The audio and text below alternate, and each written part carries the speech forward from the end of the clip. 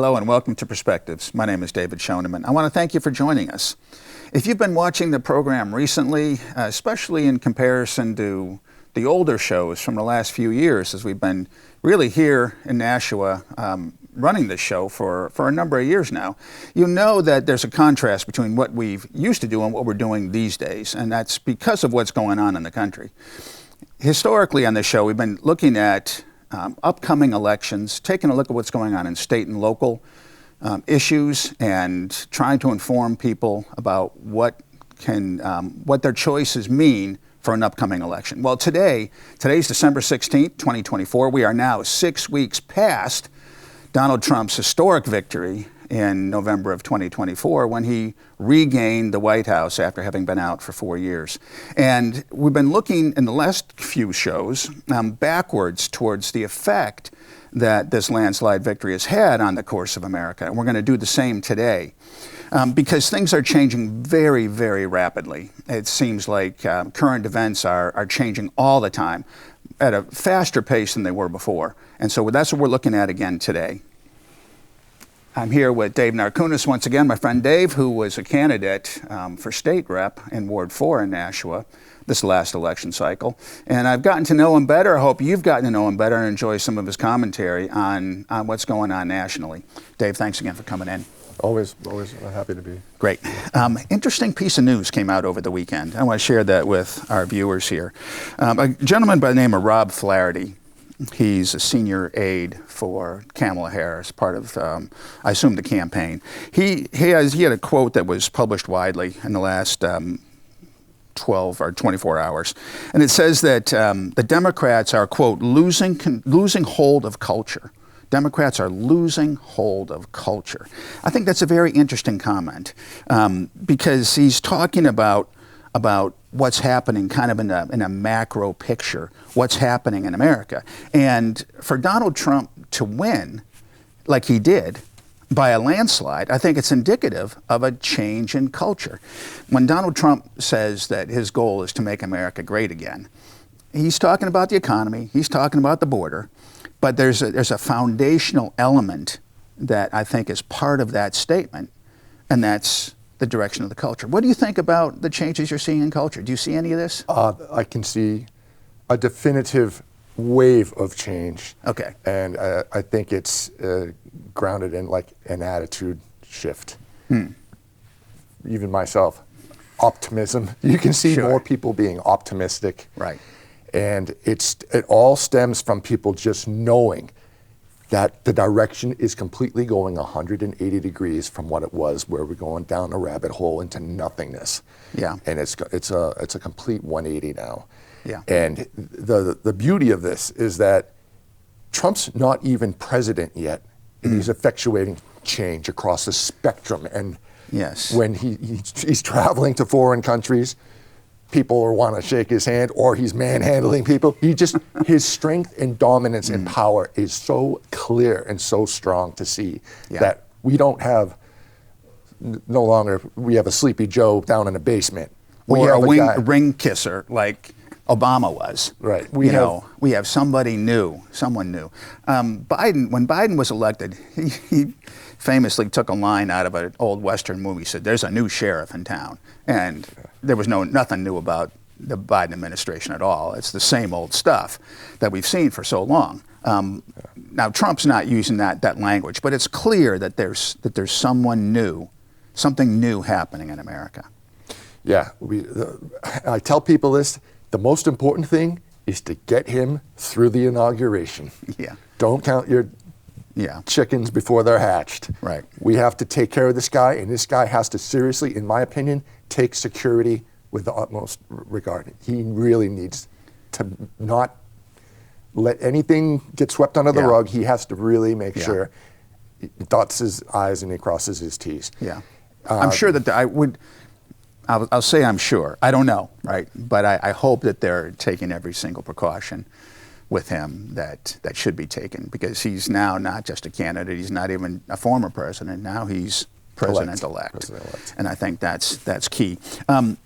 I want to just come back to this comment here, this losing hold of culture. And it indicates to me that Democrats thought they were kind of grasping Controlling the culture, it? controlling the culture, in charge of it? shaping it. And whose hands is Trump putting culture into? Is culture going to be in Trump's hands? Trump is a guy, I think, who says, hey, federal government, we're not involved in these things. There are states issues, and I think there's also family issues.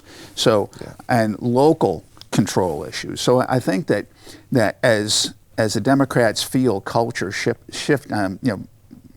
slipping through their fingers, as their fingers are pried off. Really, their fingers were pried off. They had a death grip on American culture.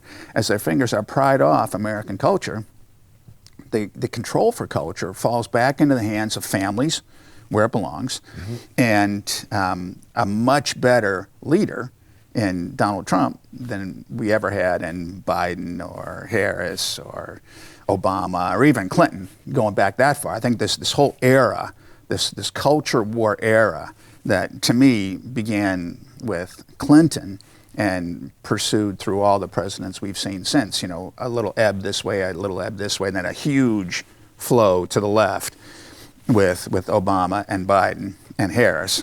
Now it's swinging back the other direction, like you say.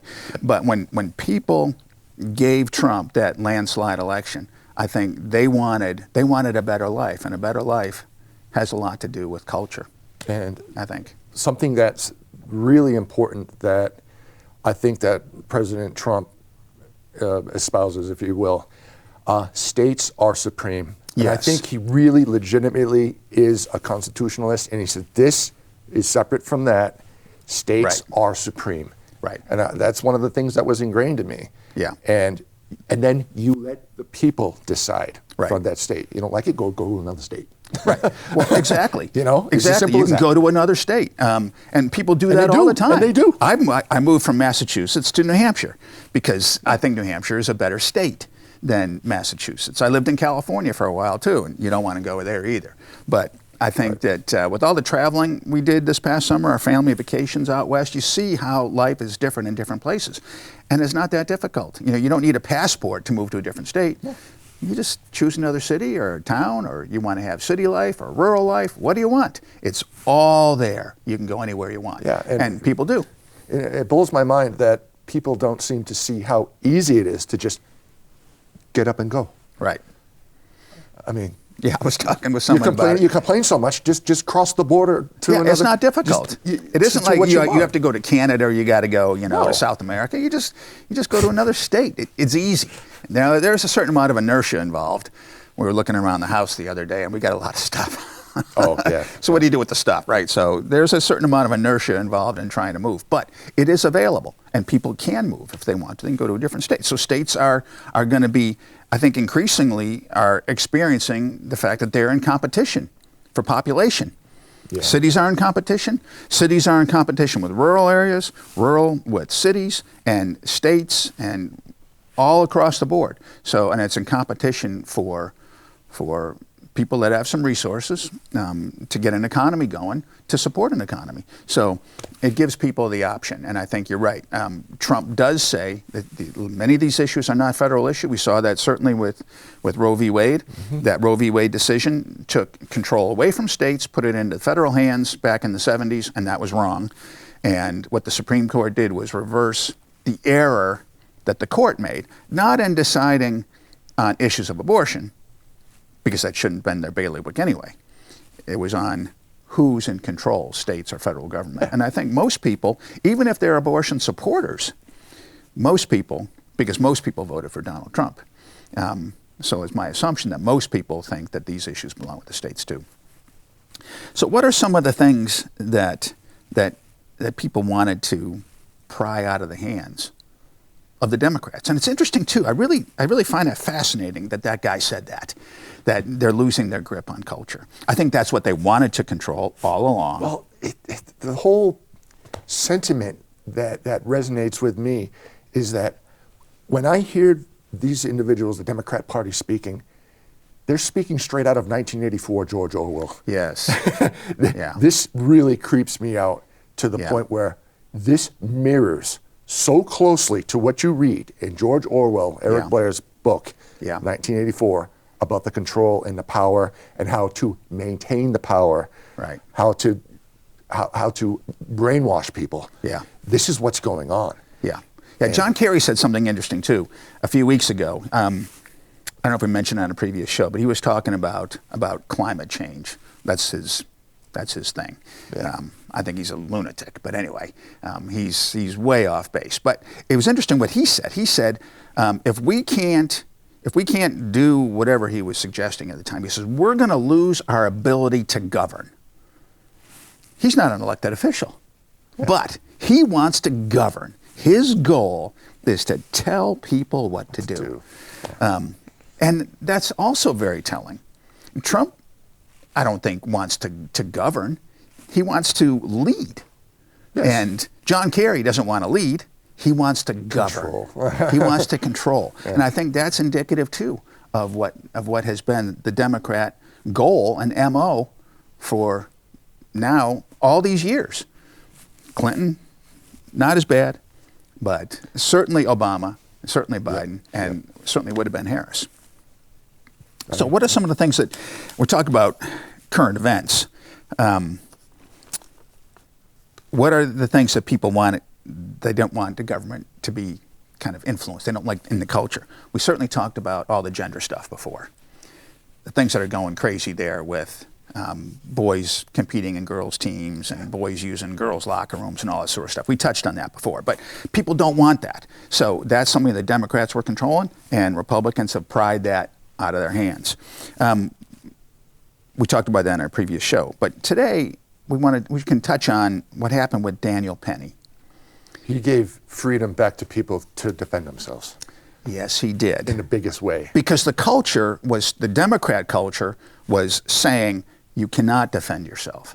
And certainly in many Democrat-controlled states, if you defend yourself against a home invasion or whatnot, you're going to be the one who's going to end up in jail. What they essentially, the Democrat Party has done, is turned the good guy into the bad guy and the bad guy into the good guy. Right. 180, the 180 theory. The 180 theory. The 180 theory. Yeah. And if I've seen excerpts with Danny, whatever you want to call him, and he is very well spoken. He's a little bit shy. He almost comes off a little bit shy, even though he's confident. He seems very quiet. I've only seen photographs. I haven't heard him speak, but he's always very, very reserved. That's a great word to characterize him with.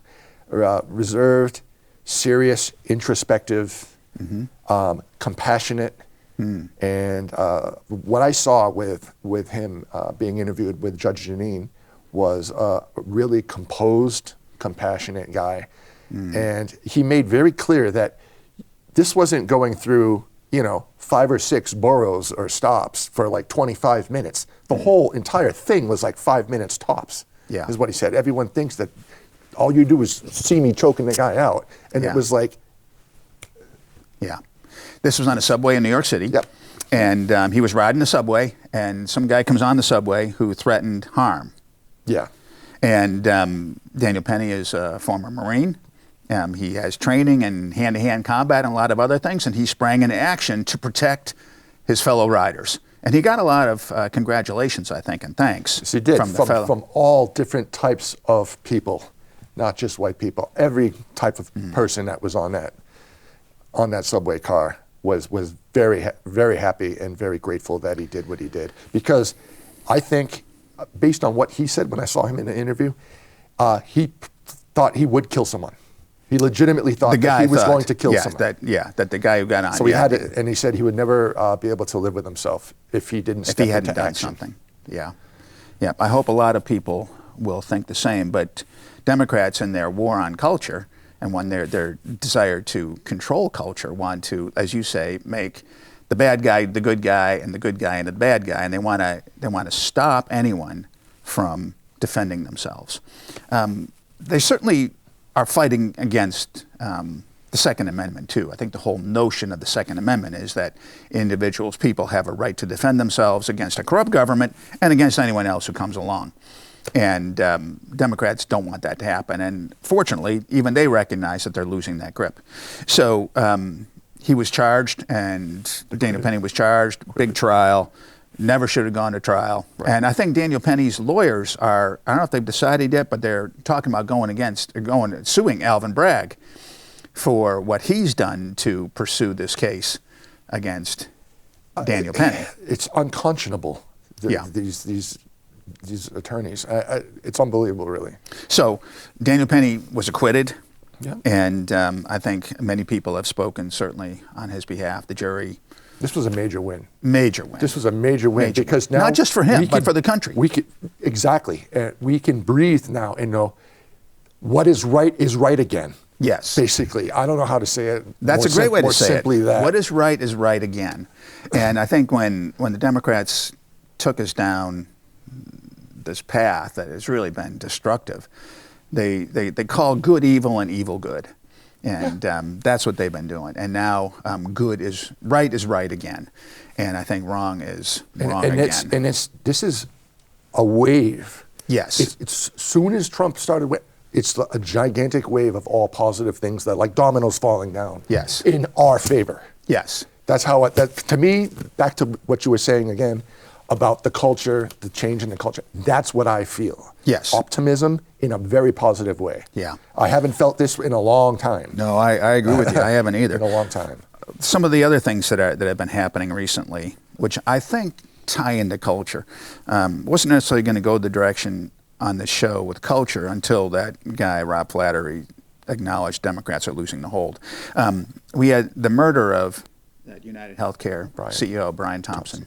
In New York City, in the streets of New York City, by a guy who basically snuck up on him and shot him in the back. Coward. Yeah. As bad as it gets, in the back, really. Right. And so that's part of American culture today. It's a sad thing. I mean, it's a terrible thing. But that has become more accepted behavior. And you listen to some of these liberals and radicals, Democrats, who are glorifying this guy. I'm pretty sure he has a fan page. He's probably got a fan page. He's dreamy, say the girls. This is just like that guy from Los Angeles, that killer in California. Do you remember that guy that murdered like 15 people or something like that? This is a long time ago. Charles Manson? No. Okay. No, it wasn't Charles Manson. I forget the guy's name. He died of cancer in prison. I can't remember his name. But women were going crazy for the guy. And it's just like, what? Yeah. So back to culture. And the ego on that guy, the girl that worked at the hostel says, "Let me see your face." Right. And he goes like this, and if she didn't, she's the hero. She's the one. If she didn't say, "Show me your face," he would never have gotten caught at that McDonald's. Yeah. Yeah. So the girl at the hostel is the one who's the hero of the story. Yes. He would not be identified probably if it weren't for her. Right. So now, I can't tie this event to Democrats or Republicans, but it is something that happened in America, and the things that are happening in America are part of the culture that we have today. And so the fact that this happened, that the guy thought somehow that it was okay to take this step rather than write a letter or whatever, someone might otherwise do, or go choose a different insurance company. I have no idea what the facts of the case are. They haven't really come out yet. I don't know about his personal motive or anything. But the fact that he wanted to take matters into his own hands, and the fact that now many on the left are glorifying what he did, is part of culture. And I think the majority of Americans are rejecting that kind of thinking. And that's the 180 again. So now I can't relate this, like I say, to Democrat or Republican. Can't relate it to the election. All I can say is that it's part of culture, and I think that the people that voted for Donald Trump want to reject all of what the Democrats are trying to do to our culture. And maybe we'll see some kind of fallout here too. Maybe in the future this kind of thing won't happen, or maybe if people continue to reject violence, maybe there won't be as much anymore. That would be a hope. And speaking of violence, there was we heard about it, we were discussing on the way over to the studio today, a school shooting in Madison, Wisconsin today. And the last that I read just before we started taping was that 2 were killed, and it sounds like the shooter killed himself. Possibly, I'm not. This is not a news program. This is a discussion. Right. We don't know the facts yet, and a number of people are in the hospital with injuries ranging from not so severe to life-threatening. But you look at school shootings. We've had quite a number of them now, far too many over the last 20 years, and this was never heard of long ago. Right. But this is a direction. Somehow, again, people taking matters in their own hands or feeling that they have no hope or whatnot. I have no idea what the motivation was. But they're moving in a direction towards violence, and that has become, in the last 20 years or so, part of American culture. I think people are rejecting that too. Again, I can't say that this is Democrat or Republican. I can't say it's related at all to the election. No, it's just culture. It's culture, and I think people don't want us to go in the same direction we've gone in the past. And there was one other bit of culture. Oh, we touched on it already, and that was the gender stuff. So I think it's interesting that people are rejecting the culture that Democrats wanted to propagate and push on us. These things are common sense. Right. I mean, it's clear as day to me. Like, this is right, this is wrong. Right. I was raised properly. I would like to think my dad is an ethical person, and he brought me up. And but is this not just instinctual? Can't you just feel it right in your chest? Like, this is the right thing to do, and this is the wrong thing to do. For me, that's what it feels like. You can feel it right in here. Yes. You know? Yeah, that's because you have a moral compass. And I heard someone speaking one time about moral compass. People sometimes say the left has lost a moral compass. This guy who spoke, he said that the left never had a moral compass. At least the modern left doesn't even have a moral compass. They don't know where to turn. Sociopathic. Yeah, quite possibly. I've encountered these people, and it's amazing that they can, they're intelligent, they have a college degree, and yet they can't see. I know. It's like, this is clearly wrong, and this is clearly right. They don't have a moral compass. And you can't talk to them. That's the other thing. Yeah. You can't talk to them. They will just shut you down, and you can't have a discussion. Yeah. Like, we can have a discussion, even if we disagree wholeheartedly about something. We can at least talk. Sure. You're not able to talk to other people. Let's take a look at some of the other things that have been happening, and we touched on it briefly a few minutes ago. The lack of cooperation that the Biden administration is affording the Trump transition team. With regard to the wall, what's going on with the wall? You were telling me some stuff about the wall. Of course, the wall is the border between it's already Mexico and the United made. It's States. already forged. It's ready to just go up and act as a wall, being sold away pennies on the dollar. Right now, not like 2 years ago. No, like as fast as he can get it sold. He's shipping it. Whoever wants to buy it. So he's trying to sabotage. Yes. Trump's I can't administration. even believe that's so reprehensible in my mind. Yeah. And I can't believe that someone so blatantly, how can I say this? You are literally selling the security of your fellow Americans away Right.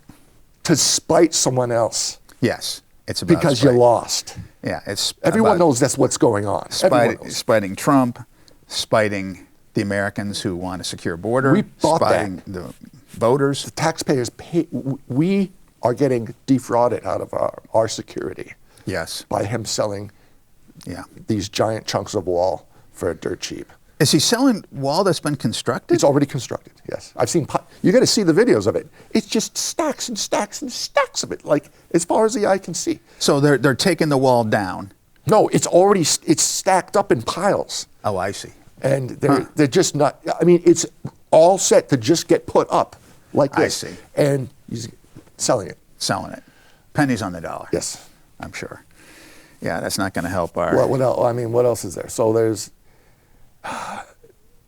every little last nuance of anything that can be done to try to drag down President Trump will be thrown at him. The kitchen sink and everything. Yeah. They're going to do every last thing possible to attach a cinder block to his ankle as he's trying to swim Yes. and carry people on his back to the shore.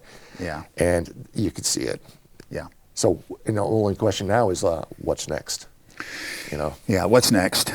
They've certainly done a lot of lying, and something else that came up too was the NBC and George Stephanopoulos agreement because Trump was suing them for slander, for misstating what a previous court case had been, and NBC and George Stephanopoulos, they're donating $15 million to the future Trump library.